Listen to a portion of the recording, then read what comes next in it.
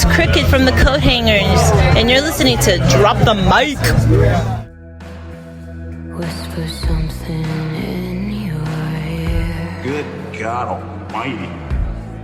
You know, they put themselves in danger, girls like that. It was a perverted thing to say. You'd think you'd learn by that age, right? Please lay down.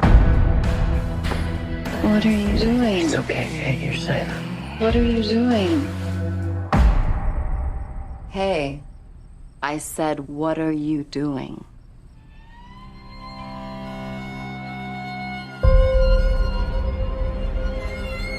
Every week, I go to a club. I act like I'm too drunk to stand. And every week, a nice guy comes over to see if I'm okay. You okay? You are so pretty. I am a nice guy. Are you? 1, 2, 3, 4. I thought we had a connection. Okay. How old am I? What are my hobbies? What's my name? Sorry, maybe that one's too hard. Cassandra? We were in class together at Forest. You would have been a great doctor. What happened? I left under unusual circumstances. You remember what happened, right? Why I dropped out. I'm not the only one who didn't believe it. We get accusations like this all the time. Who needs brains? They never did a girl any good. I'm so sorry I didn't go with her. You gotta let it go. What are you gonna do? I don't know. Why do you guys have to ruin everything? We were kids. If I hear that one more time, I have to give him the benefit of the doubt. I was hoping you'd feel differently by now. It's every guy's worst nightmare getting accused like that. Can you guess what every woman's worst nightmare is? I wanted to be a doctor my whole life. Lately, I've been feeling like I might want to get back into it. Welcome back to our humble San Diego podcast. This is Drop the Mic, and we are your ghost hosts with the most, James Warney. Hey, what's up, guys? And I, the Swann, as per usual. Here is episode 232, The Revenge of Cassie Nina. Within this show, we will be deconstructing Emerald Fennell's intense and beautifully realized 2020 film, Promising Young Woman. But first, let's warm up a bit, shall we? And now for a special news report, brought to you by Drop the Mic. This is your area, James. What do you have for us this week? Right, so I have a couple of pieces of news here from, it looks like Marvel.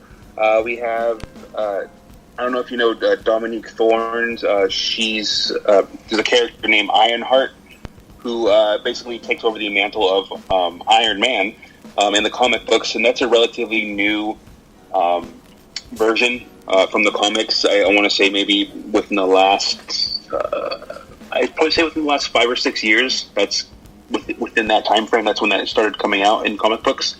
And she's like a genius, but she's African American, and I think in the comic books she's like a teenager, like a late teenager. So I'd probably say around,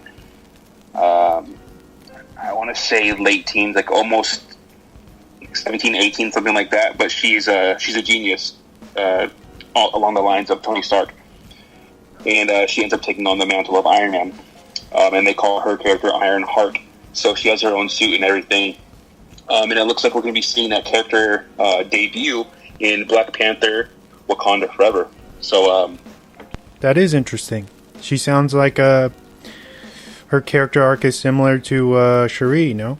Yeah. If what we're hearing is true, more than likely Shuri's probably going to be playing or taking on the mantle of Black Panther, unless they replace him with somebody, or replace him, someone else take on the mantle. But it's pretty interesting to see those two characters, and it's awesome to see another character of color come to light and get some shine in the movies, because I know a lot of people don't read comic books and things like that, so this is a easier way for young kids or even adults to see these characters without having to read a comic book. Definitely. Even though y'all need to read more out there, whether it be comic books or not, just read, you know. Just read, yeah, it does help. and if it makes anybody feel better, comic books are available online. You can read them digitally, so there's no real excuses, you know. Yeah, definitely. It's a lot easier than they've made it a lot easier to read comic books than it has been in the past. So definitely, if you're not someone who wants to keep a stack of comic books like I do, go digital. So you can do that. Moving on to some more news, we have, let's see here. Looks like HBO Max is actually working on they're developing a Black Canary spin-off film. Stealing my news again. Oh, sorry. It's okay. It's all right. It's all the same. Her name is Journey Smollett, right? Yeah. Who played Black Canary? Yes. Yeah, the writer from Lovecraft Country is actually going to be penning the script for this. So I am extremely excited because I loved Lovecraft Country. And I'm excited to see this character develop and grow. And hopefully we'll get some cameos of other characters. But yeah, what are your thoughts on that? Are you excited? Did you like her character? I know some people didn't particularly. They weren't crazy about it, didn't hate it or anything, but they thought it was kind of, more. I guess what I was hearing. No, I mean, you know, I hyped up Birds of Prey for you before you got to see the film, and you ended up loving it. Talking about her character specifically, I thought she did a great job, especially being like new to acting, right? Mm-hmm. At the time, or has she done she hasn't done a lot of work, right? She's done some smaller roles before that. Okay, but nothing that scale. Okay. Yeah. No. Yes. I loved what she did as Black Canary, and I thought, I think it would be fun to see more of her, and I'm glad that that's even an option on the table for, the kind of hardship that Birds of Prey went through, being released at the tip of the pandemic that we are still in right now. It's been kind of complicated for DC as a whole, I think, and Warner Brothers. So I'm excited that we are getting some kind of spin-off or evolution from that film in general. I think it's a good thing. Mm-hmm. Yeah, exactly. Hopefully they can capitalize on the, I guess I would say, not commercial success but critical success of the Suicide Squad. I know critics loved it, but it didn't do so well financially, and I would hope that the pandemic did something to mess that up. And it wasn't just because people didn't go see it, because I don't know. I really enjoyed that movie, and I thought I was hoping it was going to get a lot of more success than it did, or make a lot more money than it did. But moving on, it looks like Kevin Feige has guaranteed that Spider-Man No Way Home will have a trailer before the film is actually released, because there's been a lot of speculation that we're not even going to get a trailer for the film. For what reason, I don't know. I don't know why that rumor came out, but he had, in a recent interview, he guaranteed that we will get a trailer, just to hold your horses, basically. I know the film is just under 5 months away, so a lot of people were expecting a trailer before that. I want to say we'll probably get one, I don't know, maybe within the next month or two. But that's still pretty. I don't know. I think it's weird that they don't have a trailer, at least a teaser trailer, like a minute and 30 trailer for this, for that film. Yeah, I know. I think they're done filming with it already.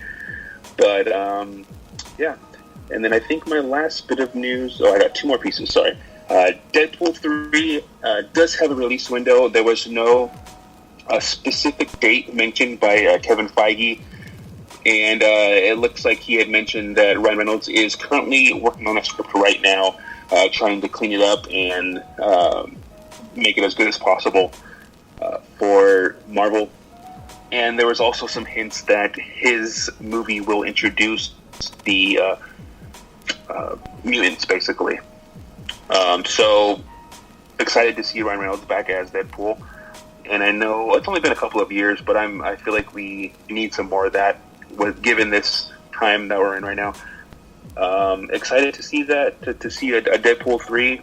I wasn't really too big on 2 because of how they, not to spoil anything, I mean, it's been out for a few years already, but they kind of retconned that entire movie, essentially, at the end, which really pissed me off, kind of. But not to say that I've given up on the character of Deadpool, you know, like, I just hope that this, 3 is still good and not just kind of a cash grab, I guess.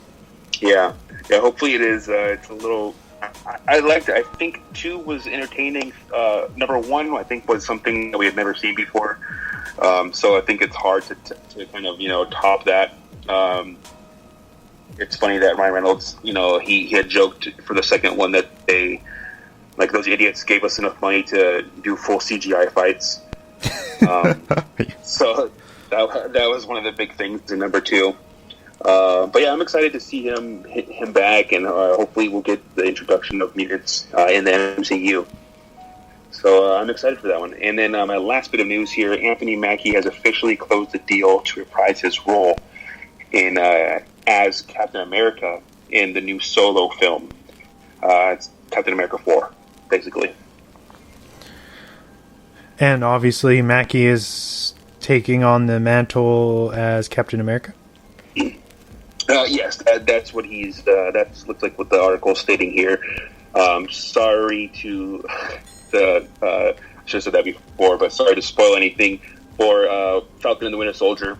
I know they had plans to. I think they had plans to do a second season for that as well. So I'm not sure if the second season is going to come before the Captain America 4 film. But yeah, pretty interesting news there. I think. Hopefully it's good. I don't know. There's no official plans for anything yet, or no script or anything like that for the film. But it looks like they're getting their ducks in a row to get that started as well. Very nice. Very nice. Yeah, and that's my last bit of news right there for you. Some pop culture geek news. I have a few pieces, if you're interested. Okay. Yeah, let's do it. So first up, I wanted to give a shout out and RIP to famous martial artist and actor Sonny Chiba. Has passed away from COVID complications at the age of 82. He was made famous by the Street Fighter films or saga, and then of course his role as Hotori Hanzo in Kill Bill. So it's pretty sad to hear, the end of this legend due to this pandemic, essentially. How old was he? 82. Oh, man, it seems like that's old, but there's still so much life to be had at 82. Yeah, or you don't necessarily need to. It's always shitty when somebody like a senior citizen goes out and like where that they suffered probably, and they didn't have to. It's kind of like shit, Yeah. But R.I.P. Go watch Kill Bill again because he's really fucking great in that. Or if you're into, traditional martial arts films, go check out his archive, as he was a legend. It is a legend now. Sonny Chiba, R.I.P. Moving on to some kind of local news for us. Please do your part in voting in the recall election that's coming up shortly next month. It's very important to think about the long-term effects that this can have on all of us. Particularly rethinking the recall of Newsom because, in my opinion, hopefully in your opinion, I think the candidates that they have are going to do a far worse job in the long run. So... come on, people. Yeah. Let's get it together. I couldn't agree more. So, yeah. I think the The deadline date for that is, I believe, it's September 12th.